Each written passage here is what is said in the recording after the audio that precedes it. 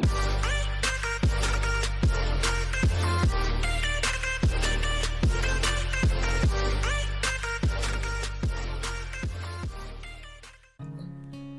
sahabat KMC, kembali lagi dalam video The KMC. Pada hari ini kita akan membahas satu topik tentang keselamatan bekerja di laboratorium IPA.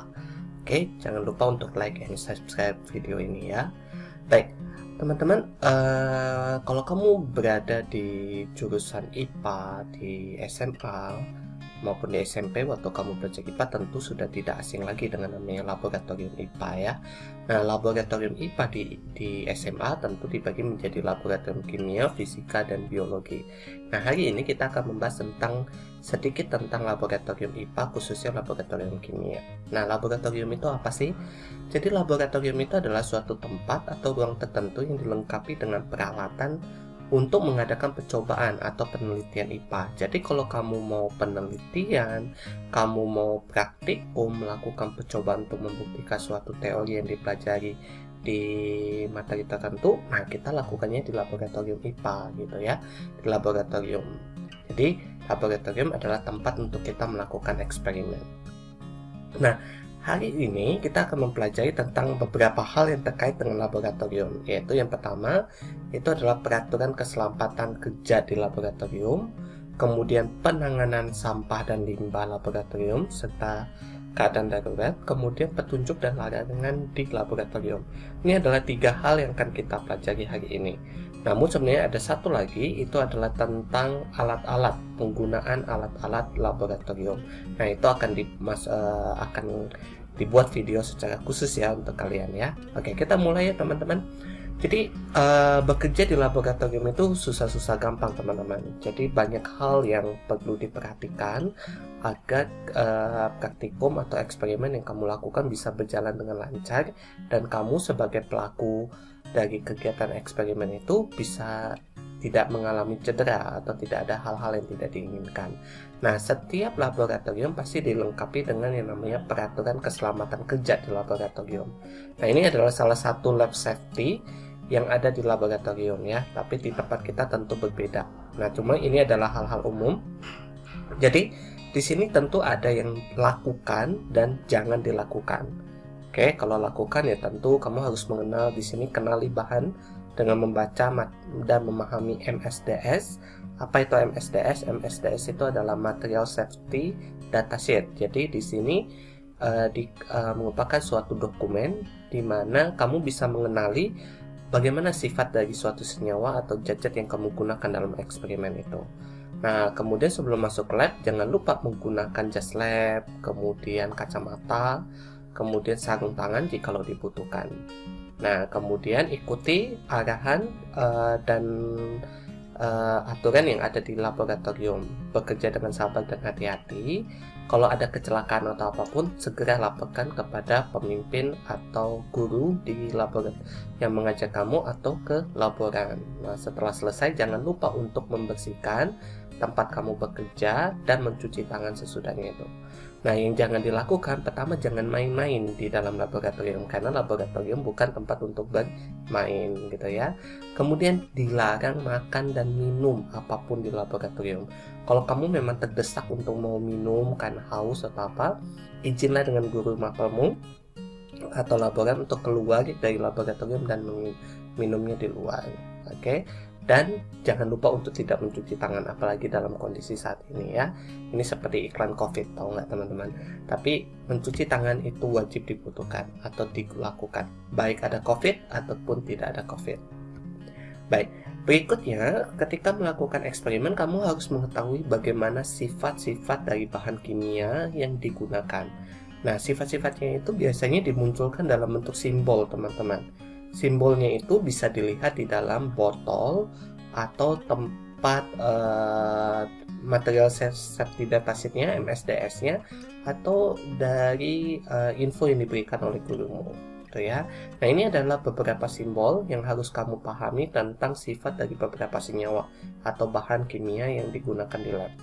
Yang pertama, kalau ada tengkorak lalu seperti ini, maka ini sifatnya beracun teman-teman. Jadi sifatnya beracun, jadi jangan sampai masuk ke dalam tubuh kamu. Contohnya itu adalah merkuri, gas klorin, sianida gitu ya. Kalau yang ini kayak gambar ledakan, maka sifatnya itu eksplosif atau mudah meledak, seperti amonium nitrate, kemudian nitroselulose gitu ya. Jadi ini adalah contohnya. Kemudian yang gambar api itu adalah flammable, artinya mudah terbakar ya, seperti diethyl ether, keton, dan alkohol. Kemudian di sini ada lambang seperti ini adalah lambang radioaktif, jadi seperti uranium dan plutonium. Kemudian lambang yang seperti api tetapi bukan api, yaitu disebut dengan pengoksidasi. Oke, pengoksidasi, jadi sifatnya itu sangat mudah mengoksidasi. Contohnya kalium dikromat, hidrogen peroksida. Kalau tanda silang seperti ini artinya berbahaya. Jadi berbahaya jika masuk melalui pernafasan, mulut, dan kontak kulit. Contohnya chloroform. Oke. Kemudian ada yang seperti ini, jadi kayak cairannya jatuh lalu benda yang terkena cairan itu seperti kayak mengalami kerusakan. Nah, itu artinya korosif, seperti asam nitrat dan sulfat. Jadi kalau kena itu biasanya kayak terbakar, teman-teman. Nah, kemudian ada tanda silang dan I. I ini artinya iritan atau menyebabkan iritasi, misalkan amonium, belerang dioksida gitu ya. Kemudian ada gambar lingkungan yang rusak, maka ini membahayakan lingkungan, seperti perak nitrat, raksa, karena itu termasuk salah satu logam-logam berat yang tidak baik atau tidak boleh masuk ke lingkungan. Seperti itu ya teman-teman ya. Nah, kemudian setelah kamu melakukan eksperimen, tentu ada bahan-bahan yang bersisa, ada bahan-bahan hasil eksperimen kamu yang tentunya tidak digunakan lagi atau kita kenal dengan nama sampah atau limbah dari lab. Nah, ada beberapa hal yang perlu kamu ketahui. Semua limbah atau limbah-limbah yang dihasilkan dari kegiatan praktikum itu tidak boleh dibuang sembarangan, teman-teman. Kenapa? Karena kalau kamu buang sembarangan, tentu itu akan mencemari lingkungan gitu ya. Nah, di sini ada beberapa hal, beberapa jenis chemicals atau limbah dan bagaimana cara menanganinya. Yang pertama itu adalah fine chemicals. Nah, fine chemicals ini kamu bisa buang, hanya dapat dibuang jikalau ya kamu sudah memastikan bahwa sampah itu atau limbah itu tidak bereaksi dengan air, tidak eksplosif dan tidak bersifat radioaktif, tidak beracun, dan komposisinya diketahui jelas gitu ya. Kalau tidak diketahui jelas seperti itu, jadi nggak boleh langsung dibuang gitu ya teman-teman ya, tetapi harus diketahui dengan jelas. Oke. Kemudian ada larutan basa dan asam sebelum dibuangkan ke dalam ke lingkungan, maka kamu wajib untuk menetralkan terlebih dahulu. Jadi kalau larutan basa maka dinetralkan dengan asam. Kalau larutan asam dinetralkan dengan basa. Kemudian untuk pelarut itu artinya misalkan kayak alkohol, N-heksan, kloroform. Nah, itu pelarut yang dapat langsung dibuang di saluran pembuangan adalah pelarut yang tidak mengandung halogen. Jadi kalau mengandung halogen nggak boleh teman-teman tetap. Tapi kalau tidak mengandung halogen itu adalah unsur-unsur di golongan 7 ya, misalkan Cl, klorin, bromin, iodin. Nah, yang tidak mengandung itu boleh dibuang langsung. Kemudian bahan yang mengandung merkuri ini wajib tidak boleh dibuang dan harus ditangani dengan ekstra hati-hati. Mengapa? Karena merkuri itu adalah salah satu logam berat yang biasanya mencemari lingkungan dan dapat menyebabkan bioakumulasi pada makhluk hidup. Seperti itu ya teman-teman ya. Kemudian kalau bahan radioaktif, nah ini harus ada penanganan khusus. Namun untuk lab IPA di SMA tentu kita masih belum bermain atau tidak bekerja dengan zat radioaktif. Namun kalau seperti batan gitu ya, itu sudah mulai bekerja dengan radioaktif gitu ya. Nah, mereka ada treatment khusus untuk zat-zat yang bersifat radioaktif. Kemudian air pembilas harus bebas dari merkuri, sianida, amonia, minyak, lemak, bahan beracun, dan bahan berbahaya lainnya sebelum dibuang ke saluran pembuangan.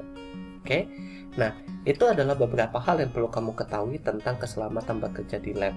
Jadi yang pertama, kenali dulu aturan bagaimana kamu harus bekerja di lab, apa yang boleh dan apa yang tidak boleh. Kedua, ingatlah tentang simbol-simbol dari bahan-bahan lab yang digunakan. Oke, hindari bahan-bahan yang berbahaya. Yang ketiga, pelajari juga bagaimana cara membuang atau mentreatment limbah hasil kerja lab kamu. Jadi tidak semua limbah boleh dibuang ke lingkungan. Oke, cintai lingkunganmu, kerjalah dengan bijak dan berjalan dengan bijak di lab sehingga apa yang kamu ingin lakukan di lab bisa memberikan hasil yang baik. Terima kasih, sampai ketemu lagi di video berikutnya. Bye bye.